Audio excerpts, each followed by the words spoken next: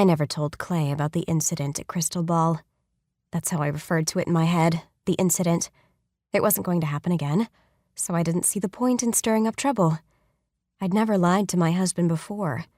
The guilt gnawed through my stomach, but still I kept silent. I knew if I opened that can of worms, there would be uncomfortable questions I couldn't answer. All of this brewing in my head meant I couldn't forget what it felt like to be pressed up against Rock, his mouth over mine. He was hard where I was used to softer. I had to tip my head up to kiss him, whereas Clay and I were almost the same height. I hated myself for all of these thoughts and comparisons. Clay was a good man, and he loved me. We had a solid marriage. What was my problem? Boredom? Midlife crisis? Although it was a little early for that. Dissatisfaction with the way my life had turned out? Maybe.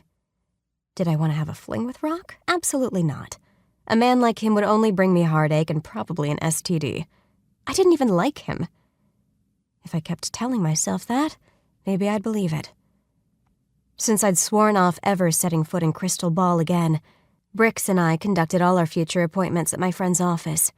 Each time he brought me cash in an envelope that I assumed had come from Rock. Eventually, we worked out a fair agreement with his ex that allowed him to take on more parenting time with his children. He was very effusive in his thanks, and it helped to feel good about something for a change. At the oddest times, I heard the roar of an unfamiliar engine, throaty and loud on my street. The rumble reminded me of Rock, even though I realized I'd never even seen his bike. I'd never given much thought to motorcycles in my life, but now I saw and heard them everywhere.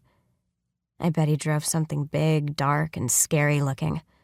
Situated far off our little street and shielded by trees and shrubbery, I didn't have a clear view of our road.